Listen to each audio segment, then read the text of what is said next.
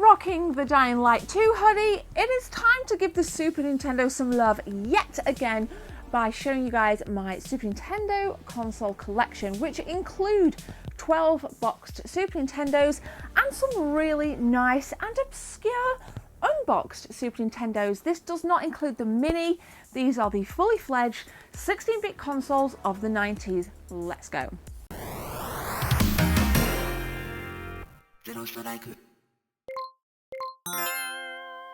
First up then, I'm starting where the nostalgia is the strongest, and that is with the Super Mario All-Star set. And I say that the nostalgia is the strongest because it was my first Super Nintendo console that I got for Christmas when I was about 14 years old. And I think by today's standards, it's a good price, between 80 to 120 if you get it boxed, depending on the condition. And I think aesthetically, it is up there in one of the nicest looking Super Nintendo console variations of all time. Now, speaking of console variations, there's a remarkable website that I'm going to show you guys called consolevariations.com, and it says there's well over 120 Super Nintendo console variants, so there's loads of different consoles on there, and that website has really helped me to pad out my Super Nintendo console collection over the last couple of years. And whilst All Stars is definitely one of the, I would say one of 4 very common console variations, it is by far the one that is the most familiar to me, and that's why I just had to start with it. But next, I'm going to show you guys a super nice, kinky, obscure Snes unboxed console. This is the Snes Jr, an NTSC console, only slightly smaller and slightly more rounded than the original North American Super Nintendo console. It's not very common over here, so if you were to buy a Snes Jr console, be mindful that if you buy it in the UK, you're going to be paying a lot of money. But if you're in North America, you can pick them up reasonably cheap for about $60. And I did pick mine up from America. It was actually Jess, when she went over a couple of years ago, I'd kind of got one sorted, I'd got one located, and she went to pick it up for me. So kind of came off pretty lucky there. But when I showed it, a lot of you good folk had never heard of it, so I'm curious as to now who's watching this and who's heard of it and who hasn't. Let me know in the comment section below. But we're going to get back now to the boxed console Super Nintendos in my collection.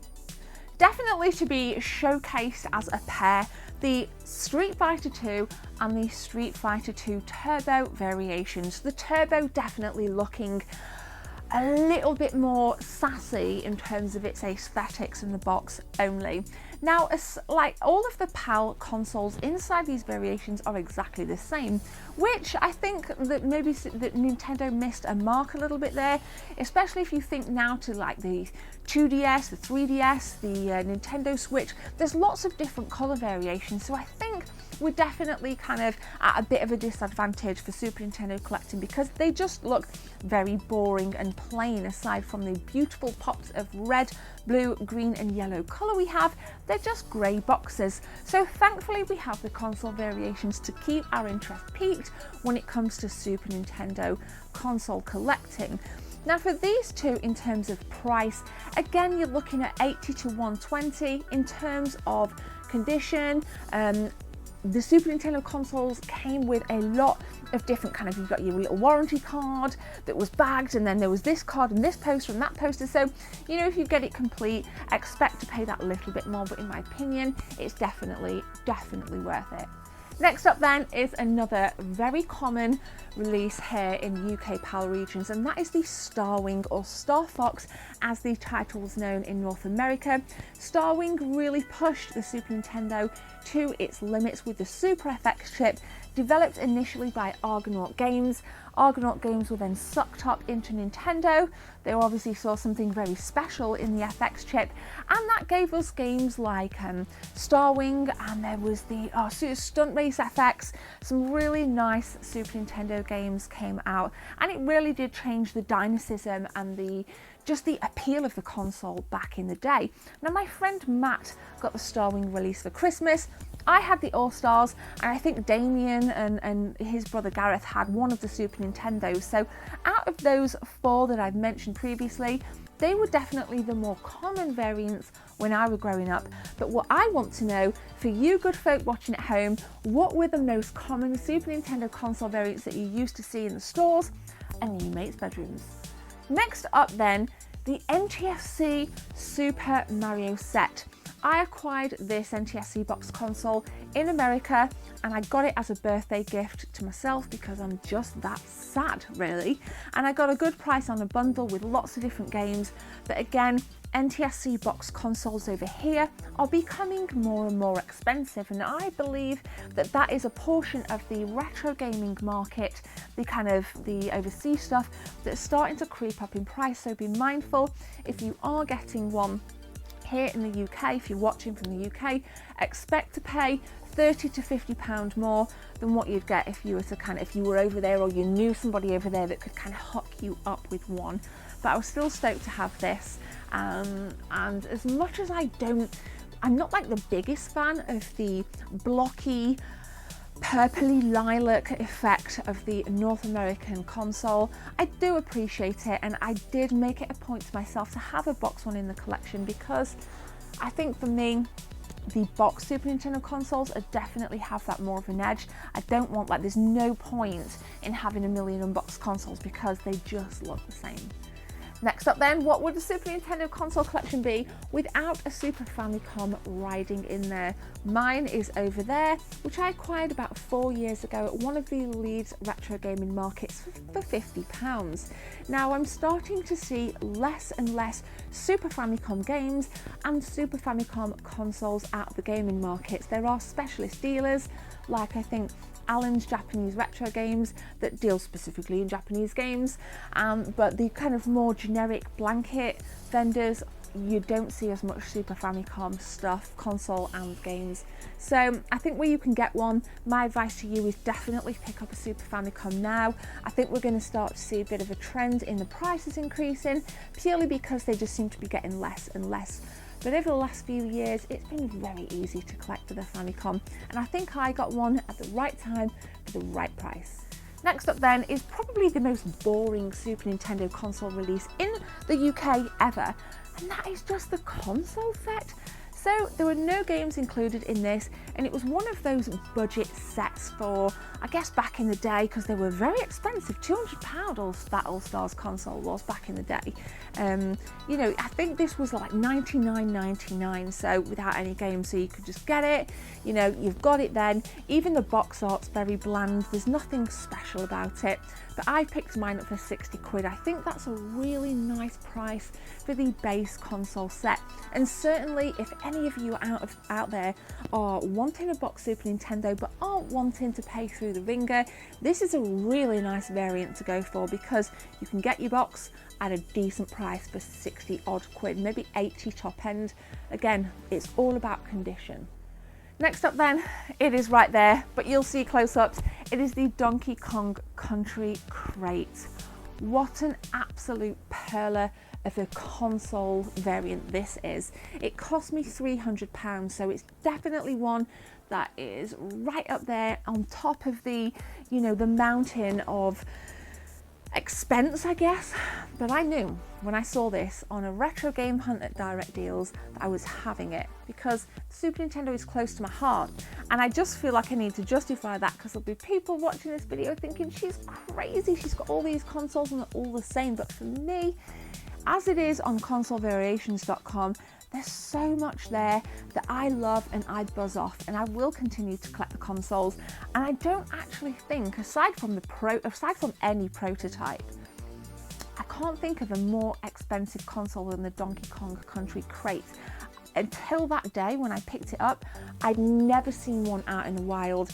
That's why I seized the opportunity. I snagged it. Let me know what you guys think of this particular release. I think it's lush. Next up was a console that I acquired recently at the Doncaster Retro Gaming Market. This is a German Super Nintendo release. I've seen this go as high, I guess not being sold as high, but for sale as high as £140.